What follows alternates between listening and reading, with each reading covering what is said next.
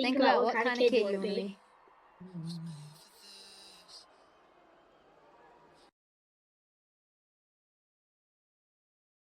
Hi guys, this is Brycen, And Riley. back with another episode of Goats in the Making, where we talk about game-changing stories of life, sports, and faith.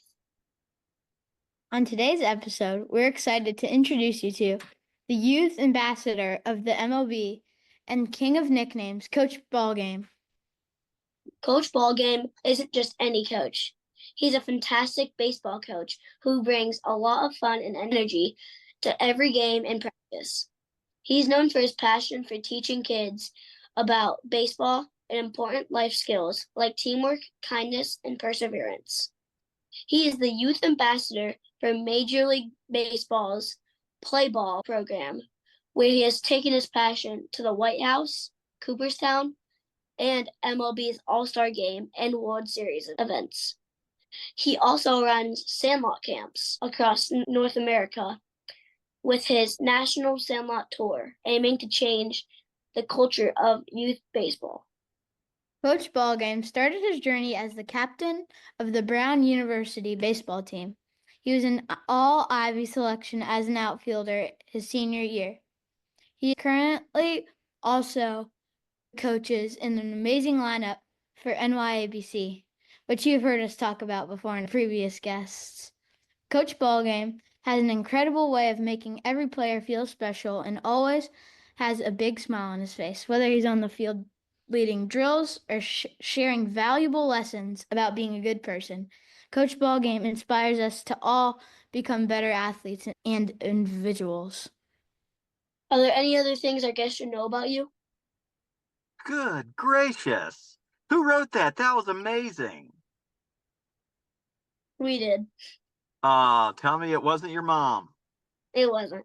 It was you. That is amazing. I give you a creativity salute, a scholar salute, and I'm gonna need I need that recorded so I can listen to it every day in my boom box. I have you guys don't know what a boom box is, but back when I was your age, I would just carry this big boom box speaker on my shoulder, and I would listen to a band called Hootie and the Blowfish over and over. I want to listen to that on repeat. Thank you guys. That's super special. Happy to be here. I think the only thing you missed is that I am the career hit by pitch record holder at my alma mater, Brown University. Very proud to have that. That's my one award, career hit by pitch. Thank you very much.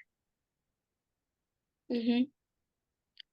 We like to start off by getting to know our guests with a few this or that and rapid fire questions. Are you ready? So ready. Cooperstown or Field of Dreams? Field of Dreams. And it's it's close, but Field of Dreams, because I've gotten to play catch on that field where they shot the movie with my daughter, which is super special. I've gotten to go into the corn and walk out like Terrence Mann. And we got to show my movie Rally Caps at that field. It's just something different there. The first time I went to the game. I believe it was the Yankees and the Tigers, or maybe no, White Sox, Yankees. And before the game, everybody was congregated on the movie field, which is kind of a smaller field. It's not a little league field, but it's not a major league size field. And there were moms and dads and daughters and sons and grandpas and grandmas all on that field playing catch. And they were playing the music from Field of Dreams. Then you walk through the corn like a maze, and you got to the field where the Yankees were playing the White Sox, and special, special stuff. So that being my favorite movie, me and my father would watch that on VHS, which is something you guys don't know about either. We'd watch it like every other Friday night. So favorite movie, favorite spot. Finish this thought. If I'm not at the baseball field, I'm probably on a golf course or watching my daughters dance. I think if my nickname wasn't Coach Ballgame, it would be Dance Dad or PGA Tour, because I just love playing golf. I'm not great at golf, but It's like my favorite thing to do other than watch my girls dance. I'd say if there was a third place, it would be sitting behind the drum set with my good friends that I've played music with in a band for the last 25 years. Um, Really tough to beat those three spots. So you asked for one, I gave you three. Mm-hmm. Dogs or cats? Oh boy, you ready for this one? Coach Ballgame, not a big animal guy. My wife is allergic. I think I'm allergic too. I get some eyes burning and some sniffles when I'm around them. But if I had to pick, definitely dogs. My first dog was a dog that looked just like Lassie. Her name was Lady, and from the time I was born to when I was 12 years old, she was my best pal. So I like calm dogs. I like dogs that are quiet and will just sit there and they'll just listen to you and they'll think with you. I like those type of dogs. So dogs. Okay. So, what's your favorite nickname you've ever made? Oh, good question, man. There's been a few. I think you can already tell I'm not a one answer guy. I'm gonna give you a couple, and then I'll give you my all time favorite. I love Lloyd Christmas, which is a reference to a movie you kids probably haven't seen yet, but you will. I got that in Iowa, actually, just down the road from Field of Dreams. In North Carolina, there was a kid with a mullet, about like yours, Brycen, who always wore cut-off shirts, and he really loved going to the hardware store. So his nickname was Hardware. At that same camp in North Carolina, there was a kid with an even bigger mullet who loved dirt. So his nickname was Digging Holes. And then I'd say out here in California, in Orange County where I live, my favorite was a kid who loved wearing sunglasses, and his favorite animal was a llama. So his nickname was Llama Shades. So those are in the top five. But my all-time favorite, a kid in Los Angeles, just up the road from me, he comes up to me second day of camp, and he says, "Hey, Coach Ballgame, I know my nickname yesterday was Dodger Boy, but I want to change it." I said, "Sure. What do you want to change it to?" He said, "Eternal Desert Boy." He wanted to be called the Eternal Desert Boy. And I didn't even ask because there's got to be a story behind that. You know, he loves the desert. He wants to live in the desert for eternity. I'm not sure. But I just let it live. And that is my favorite all time nickname, Eternal Desert Boy. So, Riley has a bunch of nicknames. I think my favorite of his is either Party Pup or Sonic. Party Pup? He- I got to go Party Pup, man. And here's why. I love Sonic. It's great. But there's something about two syllables and then one syllable. Party Pup. Avery Jean, Aubrey James, Tara Jean. That's my wife and two daughters. It's just something that rolls off the tongue when it's two syllables and then one. So I'd go Party Pup. For you, I'd probably go Mullet Man, Mr. Brycen. And, once again, that's two syllables and then the one. So Mullet Man and Party Pup. It's good to see you. Good to see you too. What's your favorite MLB team? Chicago Cubs, and this is a flex, but I got to throw out the first pitch there twice, and it's the dream of all dreams. I grew up in North Carolina, and we didn't have any teams in North Carolina. We still don't. We have minor league teams, but no major league teams. But I was obsessed with baseball. So when I'd come home from school about 3 o'clock, there's only one team playing during the day, and it was the team that didn't have lights, the Chicago Cubs. They didn't have lights at Wrigley Field until 1988. Good trivia question, by the way. So I would come home and I would make a big bowl of applesauce. I'd empty the whole jar of applesauce into this big bowl, and I'd use a real tiny spoon because I wanted it to last the whole game. And I'd watch all 9 innings of the Cubs play whoever, the Reds, the Pirates, the Mets, and my favorite player was Andre Dawson, who was called the Hawk. He played right field like a hawk, and I've since gotten to meet him a few times and work beside him at MLB events. and he's a big, soft bear of a man, just a huge man, but a kind bear. And I just, the first time I got to shake his hand, I almost threw up, almost puked, one of those like meet your hero kind of deals. But Chicago Cubs all the way, baby. Go Cubs. Go Cubs, go. Okay. Cubs. You guys Cubs fans? Yeah. Well, where do you live exactly? Florida, Jacksonville. You live in Jacksonville, Florida, and you're Cubs fans. I dig that. No, I live in South Florida, but my dad's from Chicago, so we like Gotcha. What part of South Florida? Miami, Fort Lauderdale, West Palm Beach? Fort Myers. Fort Myers, you're over there. So I go to Tampa about every other January to run some Sandlots, and I've been down near Sarasota. I've done Palmetto. I think that's as close as I've gotten to you, but taking this year off, maybe we'll be back in 2026 for some more Florida action, but love it down there. Awesome. Go Cubs. What is your favorite cake flavor? Favorite cake flavor? Ooh, I can't go right off the bat there. I'm a pie guy. I mean, cake's cool, and I'll say chocolate for sure.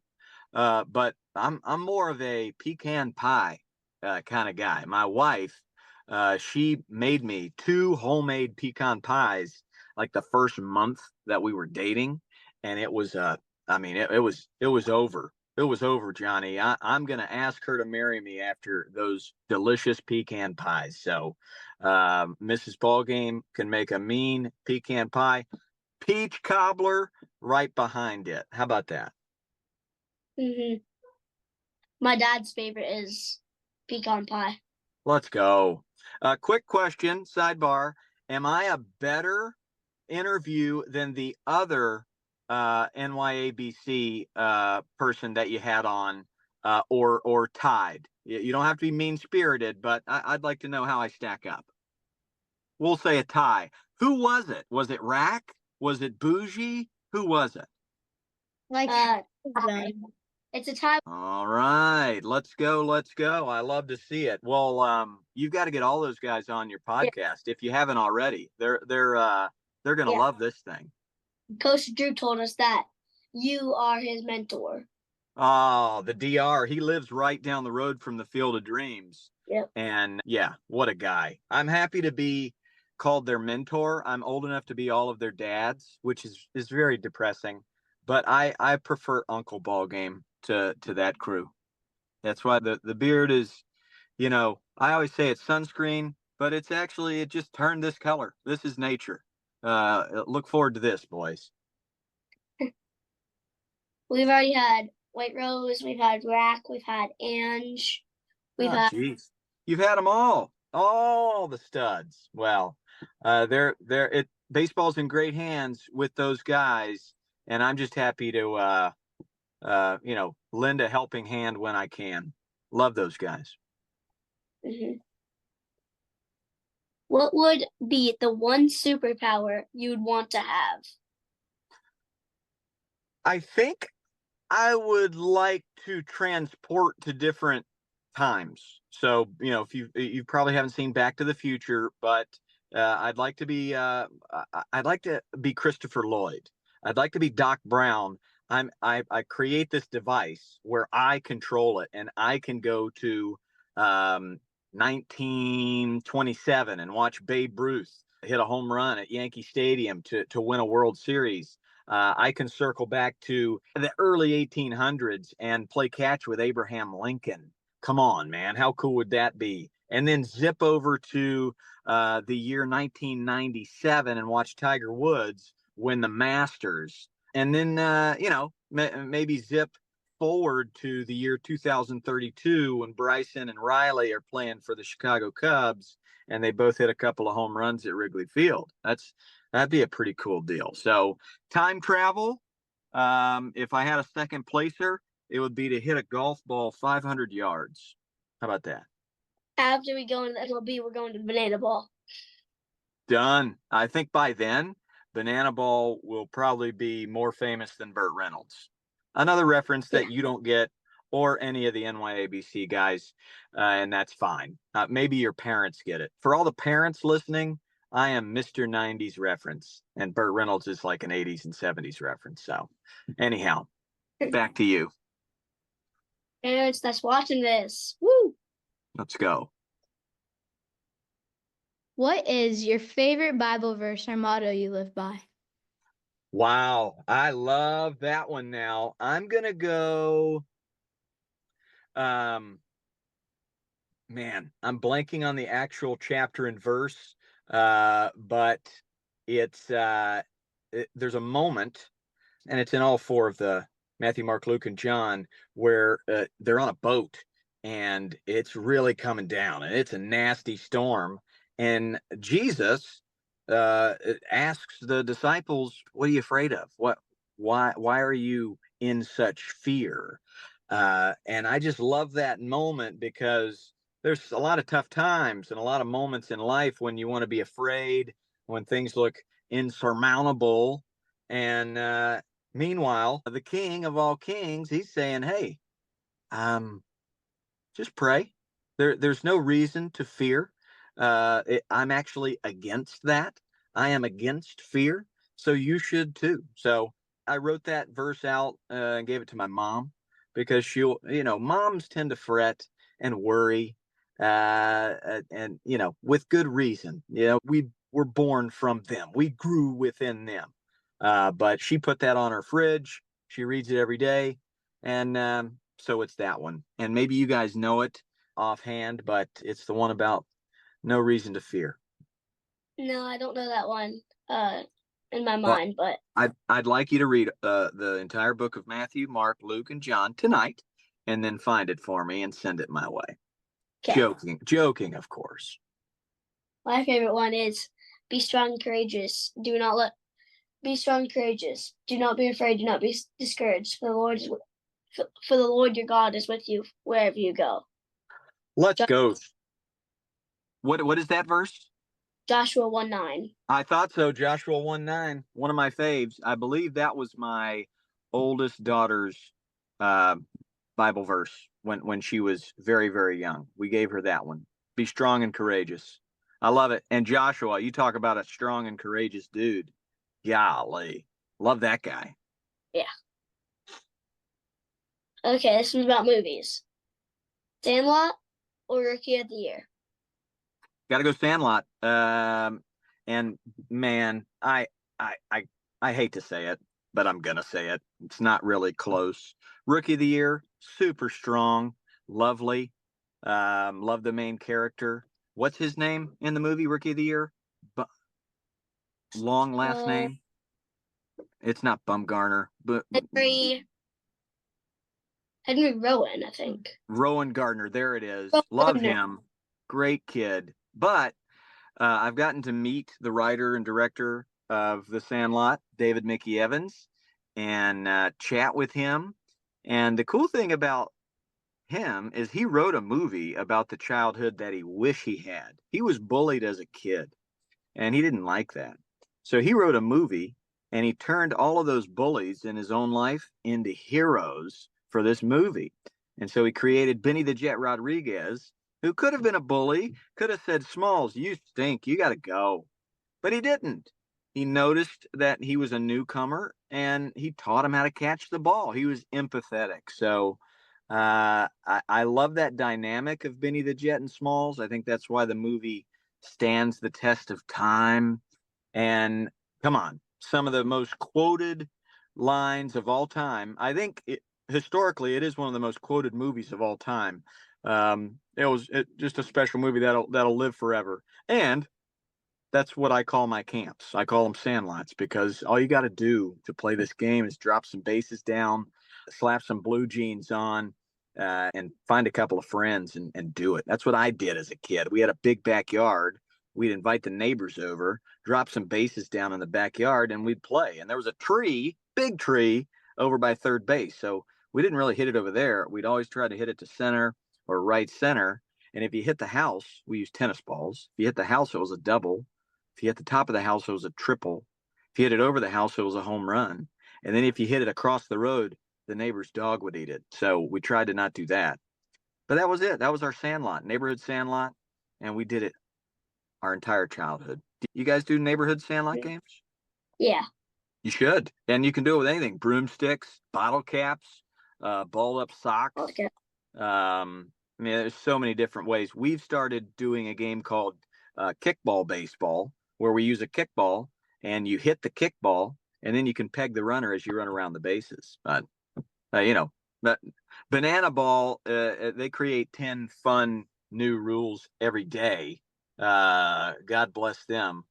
There really is no stopping how much fun you can have if you're creative with this game. So all that to say, the Sandlot, I'll go there. I think I know the answer to this one, but rally caps or Sandlot? Oh boy, come on. It probably sounds egotistical to call out my own movie as better than Sandlot, but just the relationships that I made filming that. We went to upstate New York. I got to meet Judd Hirsch and Amy Smart through that, our writer and director, Lee Chipola. When you're involved in something, and I got to be Coach Ballgame, I just played myself. And it was a good movie. It had a heart to it. I got to go with Rally Caps. I mean, the Sandlot, it will stay forever as one of the best baseball movies of all time, a classic. But for me, Rally Caps, and for those of you that haven't watched it yet, well, what are you waiting for? Amazon, Apple, Peacock. It's probably on MySpace as well. But get your popcorn, bring your tissue, because it's going to make you laugh and cry and jump and maybe puke, but hopefully not. Rally Caps. How about that? Okay. We're going to move on and ask some questions about your baseball journey. Love it. Let's talk about your journey. How did Coach Ballgame come to be? When did you realize coaching kids was your passion? And what's your favorite thing about being Coach Ballgame? Ooh, very good. Now I'm not the smartest guy, so we're gonna have to go one at a time here. I might ask you to repeat the second and third. The first question is how Coach Ballgame got started. Is that right? Yeah. Well, I played through college and loved it. And then I didn't get drafted. I thought maybe I'd play professional baseball, but it wasn't to be. I wasn't quite there. I was good, but not great. So I said, well, I want to stay around the game. What do I do? So the natural place to go was coaching. And I had a friend across the country. I'm from North Carolina, go to college in Rhode Island. My friend who I played with at Brown University had started doing these kids camps in California. And so I say, Mom, Dad, I'm going to drive like Brad Pitt across the country. I love baseball. I think I might be a pretty cool coach. And I love acting and writing and music. And it seems like California is the spot. I also love the sun. I love sunshine. So I did it. I moved across, and I was a pretty bad coach early on, as most are. I didn't know how to wrangle kids. I didn't know how to teach. I was living vicariously through them. I didn't love how my playing career panned out. And so I was a little angry, and I was coaching all these kids as if they were the 6, 7, 8, 9-year-old version of me. And there weren't many like me. A lot of kids, they needed to be encouraged to like this game. They needed to be taught how to love this game. So it took me a while to find that Coach Ballgame motto of create joy, build character, and then all the other stuff, the skill development, the winning, all that is a byproduct of those top two priorities. But slowly and surely, I had mentors along the way, Coach Flicky, Coach Spring, guys that taught me, you know what? With positive reinforcement, with the right priorities of building character, making them a good human, and of making it as fun as possible so they want to come back next year, I think you might fall in love with this thing. And I did. I fell in love with coaching got married at the age of 30, really started to go head first into the Coach Ballgame camps and sandlots. And here we are now 20 years later, and I'm just really getting started with it. So that's how it all began, pretty naturally. What was question number 2? When did you realize coaching kids was your passion? Yeah, I would say around late 20s. So maybe after about 5 years of doing it, I remember being at a restaurant with some other coaches, and we just talked coaching and how much we loved coaching for like 3 hours. And that was a moment where I was like, "Man, I really dig this." I remember when I was in college, there weren't classes that I loved going to. But once I found a theater class and started going to theater classes and doing plays, I was like, wow, I'm actually excited about going to class. Same thing happened here. It didn't feel like work. And I didn't want to settle into a job I hated. And I had plenty of those. And the job that I never hated was coaching, being on the field, being outside, being around the game. It's a bit of a life giver, too, being around kids. And once I figured out, I'm a life coach. I'm just a life coach on a baseball field. Then I really started to love it. So, yeah, late 20s. What was that third one? What's your favorite thing about being Coach Ballgame? Ooh, man. I think it's the emails that I get where coaches, moms, dads, a lot of dads come up to me and say, "Hey, I used to be that dad. I used to yell at my kids. I used to micromanage. I was overbearing. The car rides after the game, they were miserable.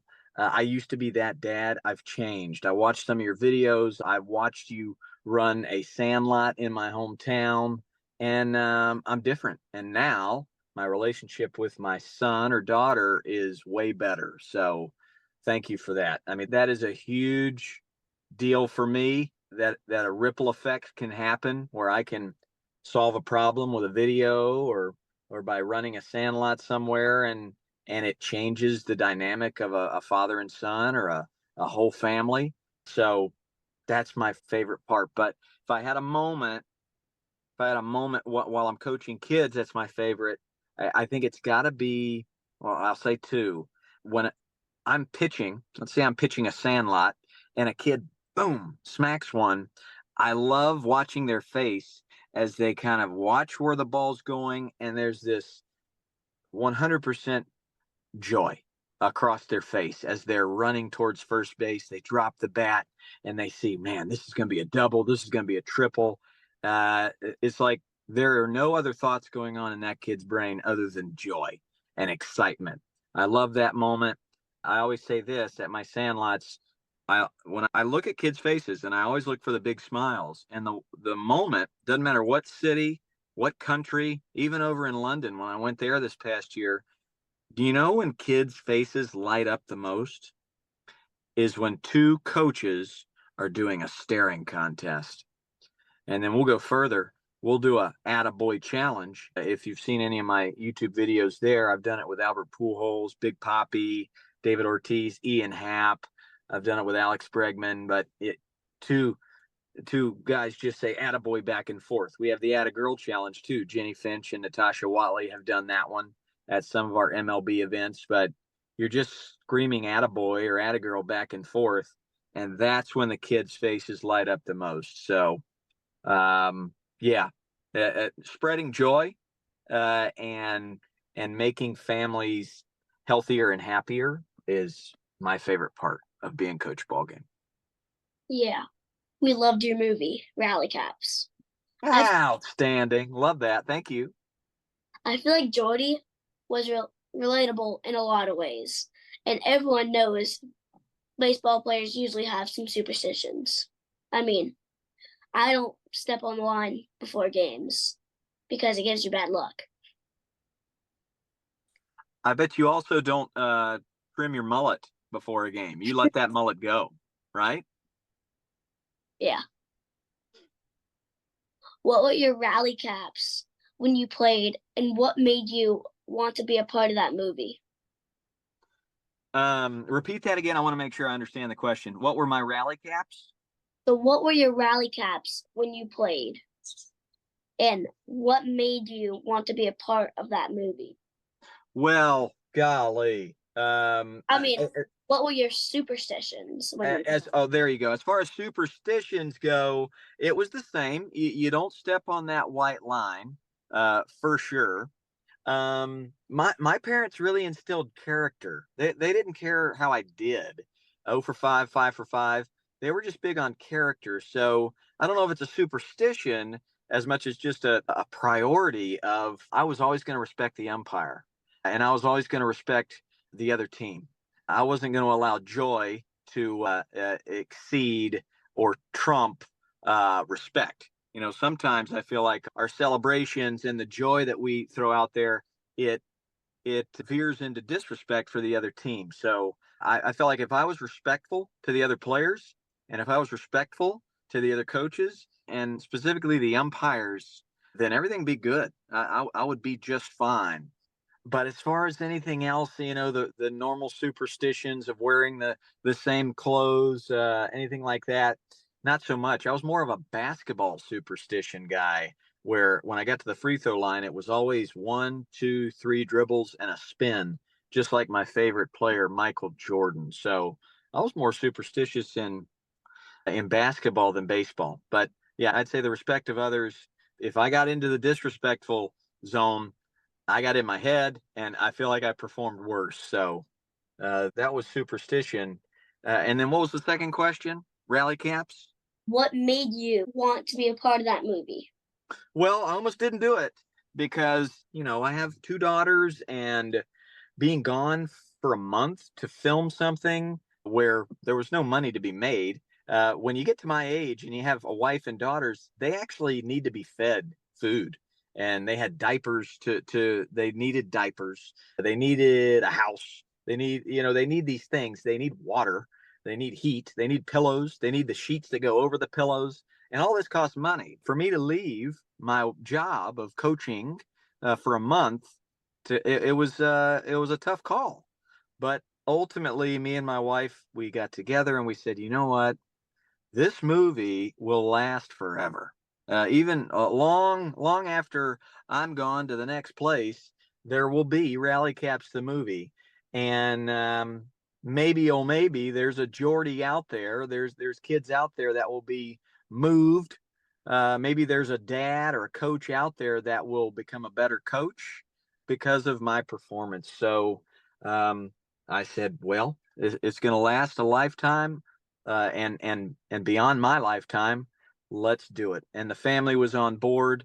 Super glad we did. My daughters, they've watched the movie 10 times now. They love it. They love Jordy. They got a crush on Jordy, I tell you what. And getting to meet Judd Hirsch, Amy Smart, legends in the world of acting, man, I so glad I did it. So I would say, yeah, knowing that it would last forever, that's why I did it. This one part of the movie keeps replaying in my mind. It's when you say, "How about knows?" Because he knows a lot about baseball. I love scholars. Love scholars. I have salutes, and one of them's the scholar salute. And obviously that character Jordy, he knew a lot of statistics. He knew a lot about baseball. He really was a student of the game, and I love students of the game. So, the nose was a play on words. It wasn't about him breaking his nose. It was about how much he actually knows about the game. That was a cool scene of creating nicknames where it wasn't in the original script. Jerry Nathan, my character, really only had one line in the original script, but the writer said, you know what? Let's create some scenes where Coach Ballgame just gets to be Ballgame. And specifically, we need to introduce these characters, these kids. And I said, well, let's do a scene where we have nicknames and they explain why their nickname is what it is. The cool thing about nicknames is there's a story behind it, and you get to know the person through the nickname. That's why I do it. I want to build trust with kids and get to know them. I can't coach them unless I know them. And coming up with a nickname based off things they love is a great way to do that. So a really cool scene that old man Wrigley got to throw on his onesie and his big beard and explore the space. Mm-hmm. How can social media be used to positively influence and support young baseball players in their goals? Good question right there, because there's a lot of bad out there in social media. I didn't grow up with it. I couldn't imagine growing up with it now. Just a lot of negativity, a lot of opportunity for sad people to say mean things. Um, so you have to know this coming into it, that when you're bullied, when mean things are being said over the typewriter, over the computer, on comments, just know that is all based in insecurity and sadness. That I did a post on this just the other day, of why bullies say what they say. Um, you feel like nobody can find you if you're on the social media. You can say whatever you want to say, and nobody will find you. I actually I met one of these bullies in a restaurant in Chicago. Uh, he said, "Hey, you're Coach Ballgame, right?" I said, "Yeah." He said, "You blocked me." I said, "Wow, I think I've only blocked about 5 people in my life. You must have said something really mean." And he said, "Well, no, I didn't think it was that mean. I was just bringing up an opinion." Um, so when you meet this person in real life, they they're not as mean as they seem when they're able to type something and be incognito. So I think that takes care of the bad. There's so much good that can come from it. I mean, I've built an entire Sandlot tour and business just with this phone and being able to film different things. You see the NYABC guys, the content they can create. I think there's this great mixture of art and baseball that is possible, and it creates more fans. Specifically for the young player, well, talk to any college coach. They can't get to every town and see every great player, but somebody sends them a video of Brycen or Riley hitting a bomb 350 feet from Florida. They go, "Wow, I got to go down there and see this kid play." So it can be used in a great way. Also, what you're doing with your priorities. What do you say your podcast is based on? It's based on faith, and what are the other two? Life, sports, and faith. Very good. Well, you're putting good things out there, and that's the cool thing about it, is you get to control it. You can put negative things out there that spread hate, or you can spread goodness and joy. And boy, oh boy, isn't that the meaning of life? To Yep.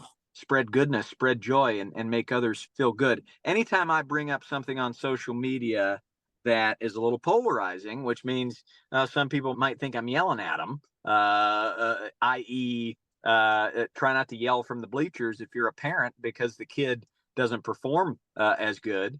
I'm not yelling at them. I'm letting them know I've made these mistakes too. I'm guilty as charged, but I learn there's a more productive way. Same with coaching, right? I used to yell at kids when they missed ground balls, but I realized that kid hates baseball now because I'm negative and toxic and yelling at them. So there's a better way.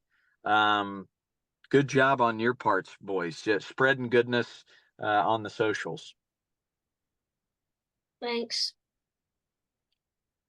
The catcher in the movie had an implant and didn't let that hold him back. What can someone who feels like they don't fit in do to find their place on the team? Man, oh man, what a good question there. And I love that character. That is Curtis Pryde's son in that movie. And Curtis Pryde was the last deaf player to play. He was in the movie. Also, his daughter is in the movie as well. And they are great actors. Yeah, your question, it's culture. The culture that it starts with the coach. What kind of culture does a coach create? Is it one of kindness and having each other's back? Yeah. Because on every team, you're going to have Benny the Jets, who are very experienced, And you might have some newcomers who haven't played too much and are maybe shy. You have different personalities across one team. And I think it starts with the coach of a culture of Benny the Jet is going to help Smalls. Smalls, in turn, can help Benny the Jet become a better player as well and a better person. But it starts with priority one, which is character. Yeah, I think if you have to win a game, you're going to lose sight of the character development that's necessary. You're definitely going to lose sight of the joy factor that is necessary. So prioritize character and then prioritize joy, and you're in a good place. As for the kids on the team, be sensitive to mean, be sensitive to toxic, be sensitive to bullying. If you notice anything, if you notice a kid feels shame, feels sadness, feels picked on, do something about it. That doesn't mean punch the bully, but you can definitely tell a coach, tell a player, hey, I don't, this doesn't feel right. What's going on? It feels demeaning, and it's not the culture that you want to create. Let somebody know. Let a coach know. I'm big on that. If a coach has to win a game, they're going to lose sight of that. They're not going to be sensitive to it and hear it. So it's number one. And my goodness, when you look at the very top, when you look at the Dodgers who won the World Series, what did Dave Roberts say the secret was? He didn't say it was Shohei. He didn't say it was Mookie. He didn't say it was Freddie's home runs. He said it was character. That was the reason they won the World Series. So the byproduct of having that as your priority one is not only you're creating amazing adults and servers of your community one day, you're creating great fathers and mothers, but you're probably going to win more because the priorities are in place. So there you go, buddy. Mm-hmm. Yeah, almost everyone on this podcast has said that they've had one good coach, one very good coach, and one coach that puts them down and makes them not want to play the sport anymore. Yeah, it's true, and I've had dozens of all of it. You know, when you get to be my age, you have a lot of coaches, and you've got those that fill up your bucket, that are a fountain, and then you've got those that are a drain and drain the love. And hey, I it's difficult for me to explain to a 10-year-old to a 12-year-old that hey, that coach, they're just having a bad phase of life. They're maybe they're upset with the way their life is going, and they're putting it out on you guys and being negative, and maybe they're living vicariously through you. Whatever it may be, it's hard to expect young boys and girls to understand that and have the perspective of, oh, he's yelling at me because his life is not what he wants it to be. So um, that's where I come into play. That's why I put out a video every day trying to make coaches a little bit better, a little more educated, looking through the right lens, because then you've got kids that love the game more and become better people. So I I've coached for 20 years, let's call it 150,000 kids over my lifetime. I've seen one of those kids make it to the major leagues. I've seen five make it to college. But the majority of kids aren't going to go on to play professional sports, but they're all going to be an adult one day. They're all going to try to get into college. They're all going to try to have a relationship with somebody. They're all going to try to have a job interview. They're all going to go through a lot of adversity. They're going to fail a lot. So teaching these life lessons of how to become a good person, it's way more important than the win. I'd say that the one reason why those coaches drain the love is they have to win at all costs.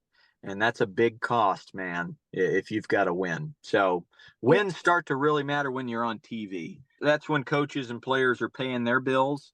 Until then, there's way more important things. Yeah, my coaches right now are amazing.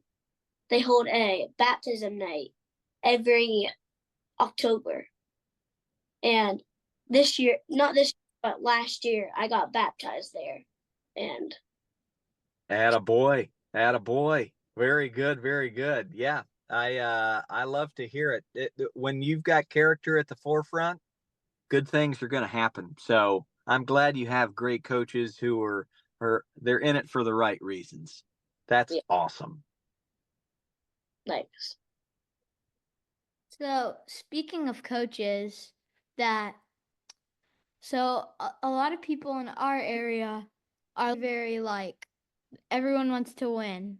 And you talk about baseball needing to be fun for kids and that adults can struggle with that. And I'm only 10. So far, my baseball journey has been filled with negativity from coaches until I found my current team. Why do you think it's so hard for adults to be okay with losing or letting kids have fun?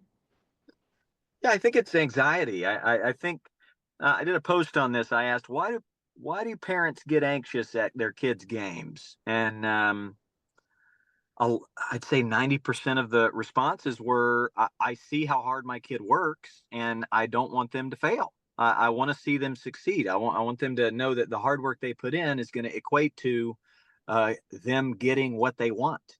And that's just not life. Life is not fair whatsoever. I think that's a great life lesson that you need to learn. More important than how to win is how to overcome adversity. Coach Rack came on my podcast and he talked about this incomplete idea of winning. Winning is somebody who wins. No, it's not. Winning is somebody who can overcome adversity better than the next person. That is winning. So I think there's that incomplete idea in parents' brains of what winning is.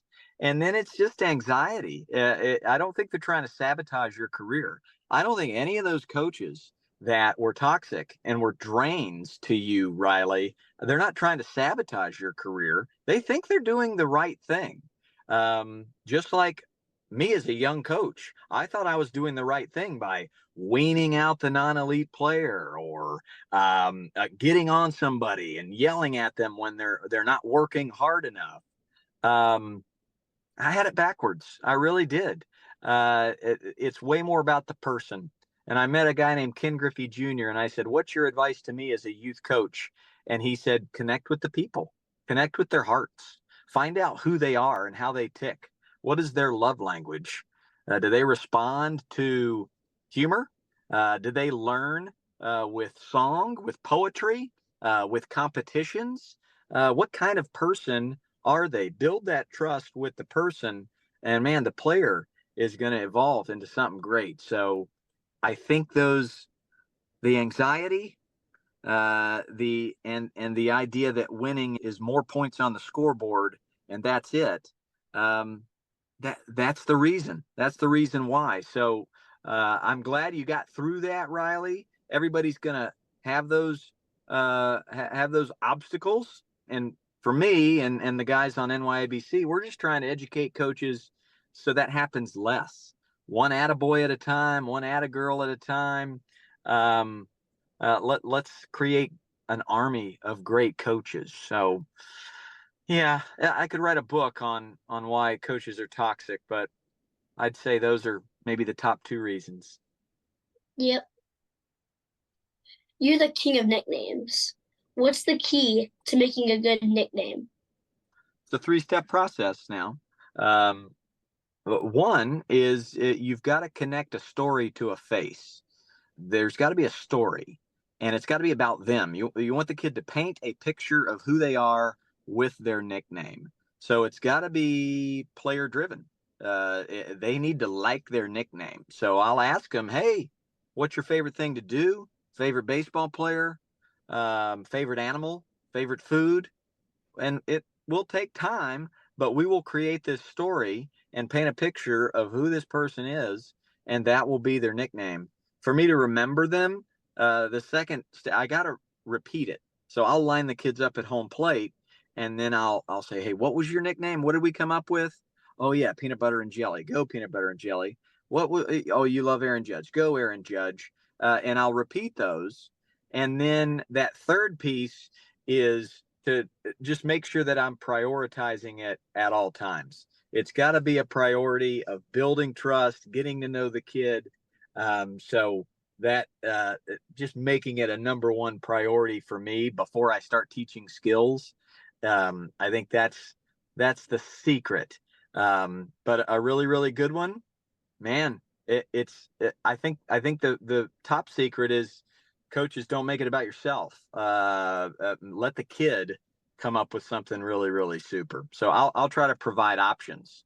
If a kid likes lasagna, I'll say, okay, that's a good one. What's your favorite cereal? Fruit Loops. Okay, that's a good one. Favorite thing to do? Oh, you love swimming. Okay, so we got options. You could be swimming pool, you could be lasagna, or you could be Fruit Loops. And maybe they'll say, I don't like any of those. Then we'll keep going. Favorite movie, favorite superhero, whatever it might be, we'll come up with it. So you might not love Mullet Man, but that's an option. Are there other options that you have out there? Mm-hmm. Yeah. So Coach Drew nicknamed me Meatballs once. Ah, love that. How'd you get that nickname? So we did this. He did this camp at in Boston, and he asked, "So, what do you like on pasta?" Mm. Some people said butter. Some people said red sauce. But I said meatballs. There you go, man. There you go. Meatballs. Well, there is a good one there. Meatballs. Just easy to say.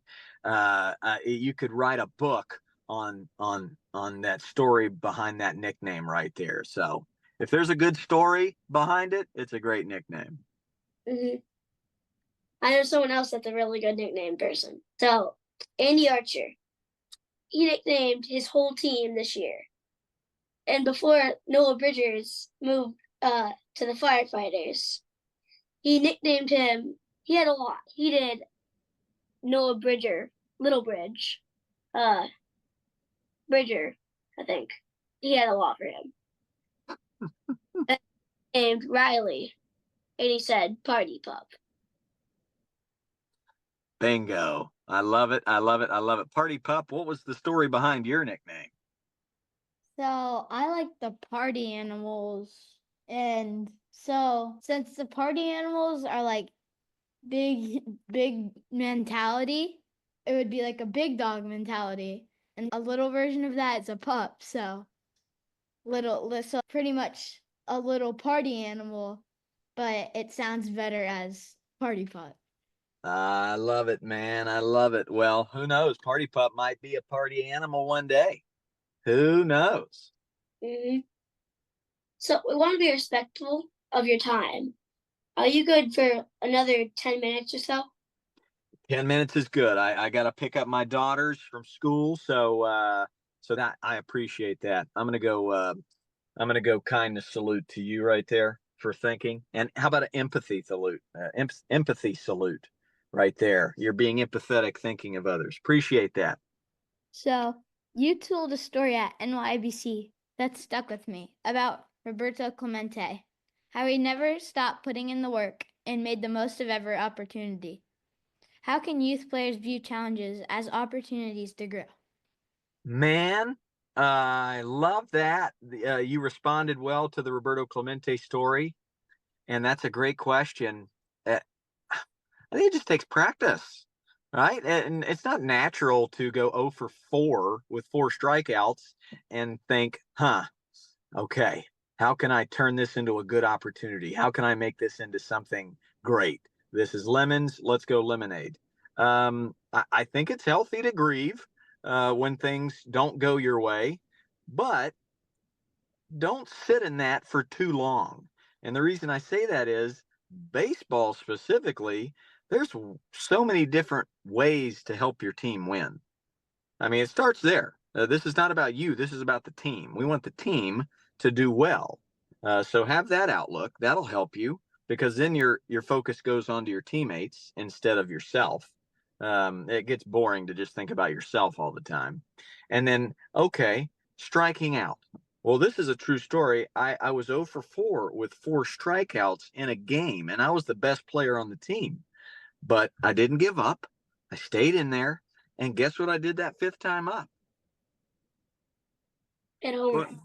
I struck out again. 0 for 5, 5 strikeouts. But I made a diving catch in right field to help my team win.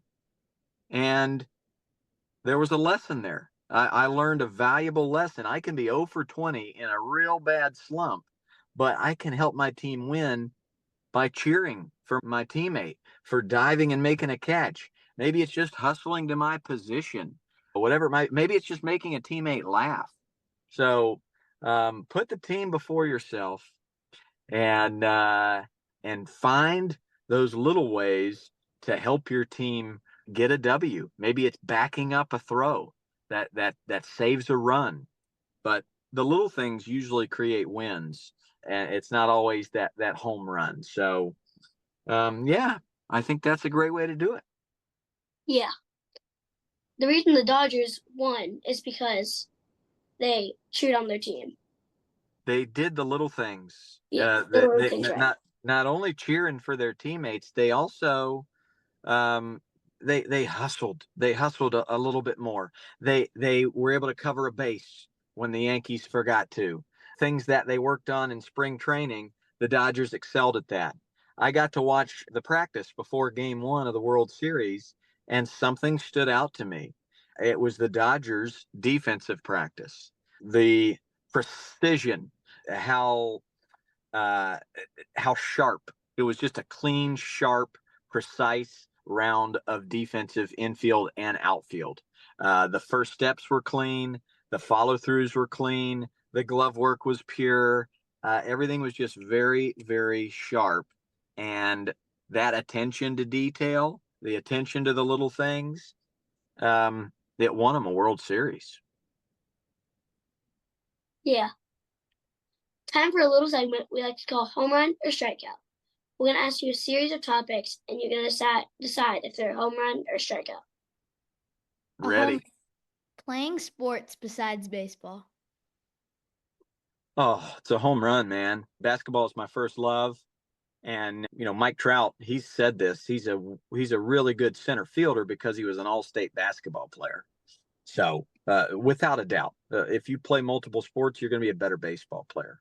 I think the opposite side of that discussion is, well, if you're not learning how to play one position and you're only playing one sport year round, then you're going to get left behind. And that's nonsense. Ask any high school, college coach, what are they looking for? They're looking for a well-rounded athlete. The only reason I was able to play freshman year of college is because there was one position open, and it was right field. I'd never played right field in my life, but I played football and basketball, so it really taught me how to track fly balls and take good steps. So without a doubt, the only reason I was a starter my freshman year was because I played multiple sports. So that's a home run, man. Yeah. Pineapple on pizza. I'm going to go with golly, can I go with a single to right field? It's pretty good. I can't say it's a home run or a strikeout, but if I had to, I love the creativity. I love thinking outside the box. I love putting Fruity Pebbles in my spaghetti, so I'm going to go with home run. Dance parties. Oh, home run all day. Man, enough said. Mm-hmm. Breakfast food like Waffle House. Home runs. I'll eat. I had it last night. I had a scrambled egg burrito for dinner. I love breakfast food, bacon, waffles, pancakes, all of it. I could eat it 3 meals a day. So home run. Mm-hmm. Mint chocolate chip ice cream. I'm gonna go strikeout, and I'm in the minority here, but it's not my bag. I'm a cookie dough, Oreo kind of guy. So sorry, mint chocolate chip. Vanilla. Vanilla, I'm gonna say that's a home run. A la mode with my pie. You give me a little vanilla ice cream with my blueberry pie or my peach cobbler, and that's pretty heavenly. So yeah, home run. How do you think of the Dodgers winning the World Series? Well, I'm a Cubs fan, so it's not a home run, but I do know a lot of the Dodgers. I've gotten to meet them through my buddy Chad Chop, and they're really good people. So I gotta say I gotta say a leadoff triple, for sure. Dodgers winning. Yeah, it is weird for a Cubs fan to be happy with a Dodgers win, but just on a human level, they're good humans. Really, really good people. Yeah. Before we end the night, we want to give you an award based on what we love about you. Oh man. Well, you're speaking my love language, which is words of affirmation and gifts. So thank you. We want to give you the Diamond Heart Award. You embody the true spirit of baseball and profound impact it can have on young lives. Your exceptional dedication to teaching not only the fundamentals of the game, but also the invaluable life lessons of teamwork, perseverance, and kindness makes you a true GOAT and someone we aspire to be like. Through your God, enthusiasm, that's creativity, beautiful. and unwavering commitment, you have inspired countless young players to become the best version of themselves, both on and off the field. We want to thank you for what you have started, and we hope to be a small part of that change. Wow. Guys, I am truly honored and moved by that. And I'm actually blown away that with all of the schoolwork that a fourth and fifth grader and sixth grade, whatever grade you might be, all the homework that you have, that you had the time to do this whole, I mean, that script, that had to take you like 8 hours to plan this thing out. So that was not overlooked. I totally noticed how hard you worked on your preparation for this, which is amazing and inspiring. And most importantly, you're just good dudes. You're good people who care about others. So keep doing it. Keep going. And I tell you, man, this podcast, just like Rally Caps the movie, it'll live forever.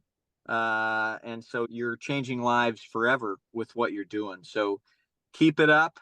You're ahead of the game, and I'm better because of Mullet Man and Party Pup. So thank you guys.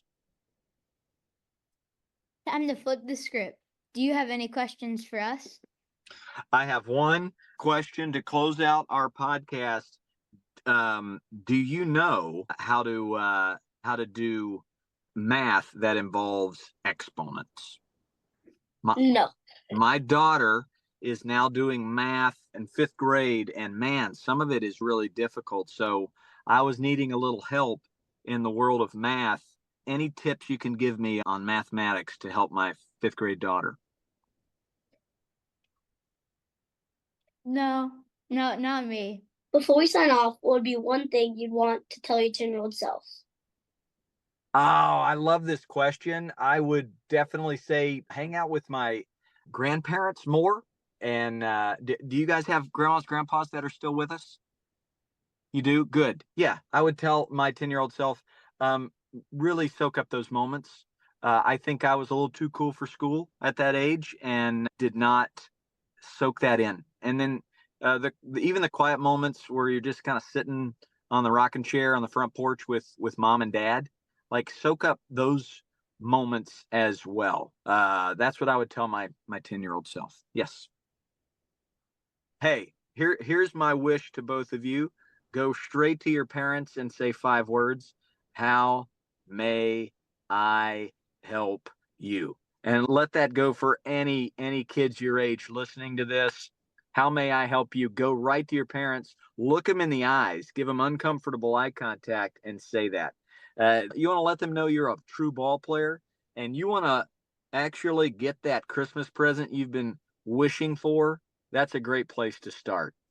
Just like Roberto Clemente did with his dad, he let him know, I notice how hard you work. I see how tired you are when you come home. So um, make that my wish for whoever's listening to this podcast is those 5 words to their parents. Yeah. Deal? Deal. Good. A huge thank you to Coach Ballgame for coming on the show tonight. We appreciate you spending time with us. Oh, loved every minute of it. And stay in touch, guys. We will see you down the road. This is Brycen. And Riley. Thank you for joining us for this episode, and until next time, Think about what kind of kid you want to be. thanks, Coach Ballgame. Thank you. You're very welcome. You guys are awesome, and we'll see you later. See ya. See ya. Bye.